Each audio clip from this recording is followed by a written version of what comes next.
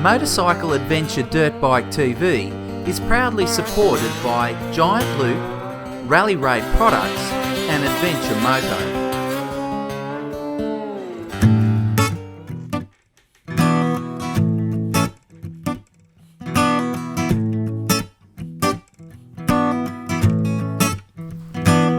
In this episode we ride through kilometres of roads covered in rocks called gibber and arrive at our staging point for the Simpson Desert, Dalhousie Springs. Alex rides on, not knowing he has a broken back, and Nugget's DR starts falling to bits. The next stop is the middle of the desert, and fuel and water calculations at Dalhousie are crucial if we are to succeed.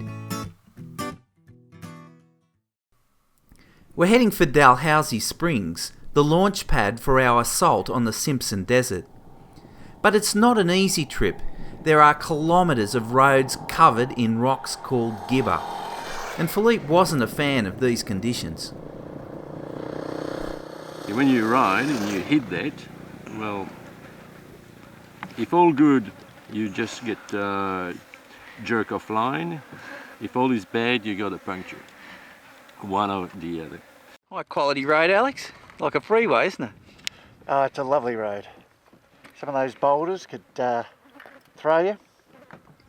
And we know what it's like to be thrown. We do know what it's like to be thrown. It's not a pleasant experience.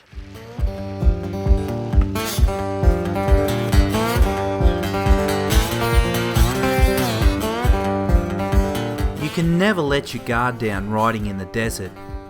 The rocks aren't your greatest threat, it's you and complacency. In these big open conditions, it's tempting to increase speed, but you never know what's around the corner. In this case, deep muddy tracks, now set like concrete, nearly took me out. It wasn't the first time the desert had raised my blood pressure, and it wouldn't be the last. We arrived in Dalhousie Springs in the afternoon with tons of time to do those last minute adjustments and check our gear. But Nugget's 25-year-old Suzuki Dakar was looking worse for wear. I'm going to show you something they don't want me to show you. It's a big secret of the desert. All the KTMs are lined up, no tools out. Come and have a look at this.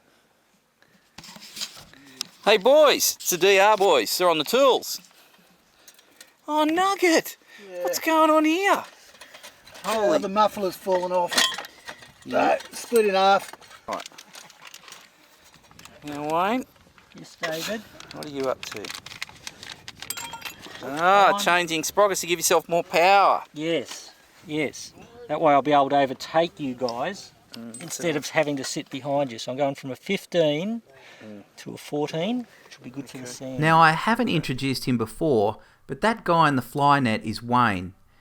And I only have a crappy photo of him because he wears that bloody fly net all day, every day.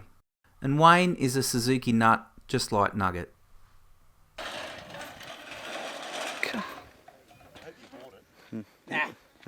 What'd you get, Nugget? What do you got? Spaghetti sauce and the Solo Man. I'm going to build a new muffler. From Spaghetti Sauce and Solo Man. One of the two is going to work. There's nothing MacGyver can't do. Okay, Nugget. What's the damage, mate? Well, if you have a look here, you can see that right in. If you come around this side, you can see straight. I can just about see the most powerful cylinder ever. So put that over.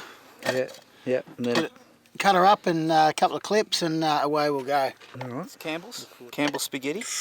We're going to be in strife. Oh, Mike, what do you reckon? They got this sorted or what?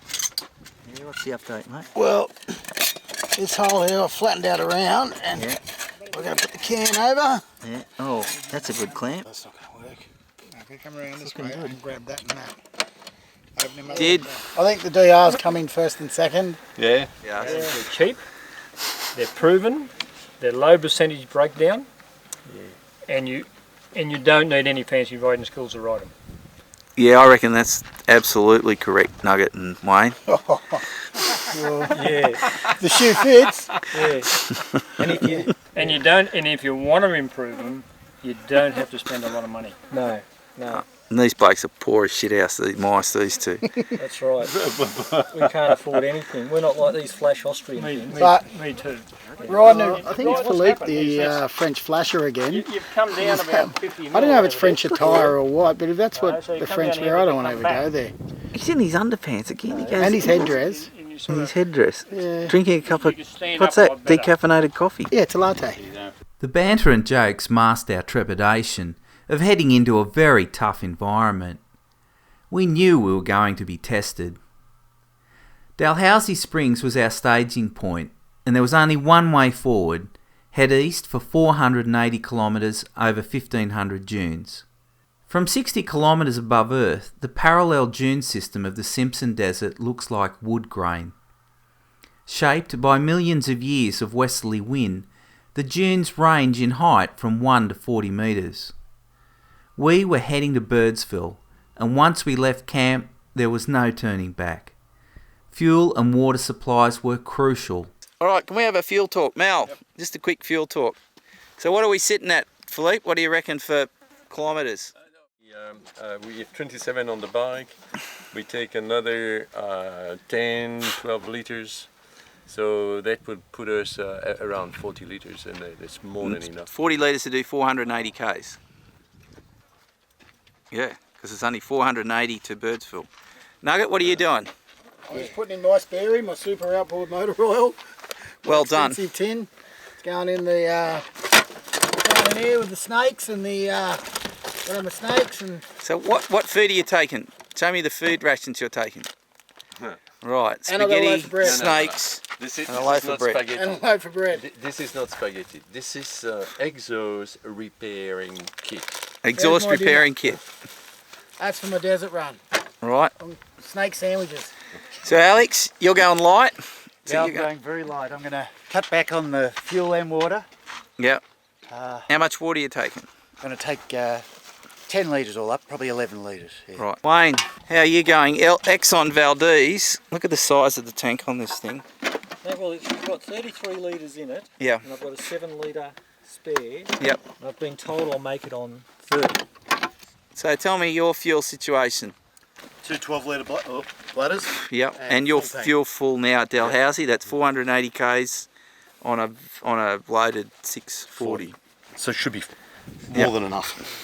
And you've taken I noticed after the sand the last couple of days you've taken a bit of kilos out off your bike. This morning I've put everything in the truck basically. I've taken out all my clothes. I'm pretty much got a pair of jeans and a t-shirt and one pair of shoes.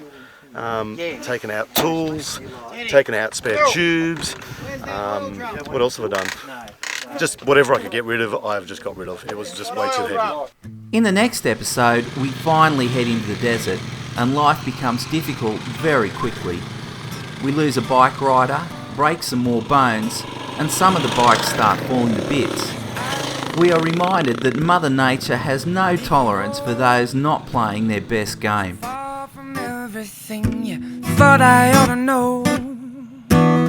Gonna make it deep, gonna be a mole, and maybe then I'll get to thinking on my own.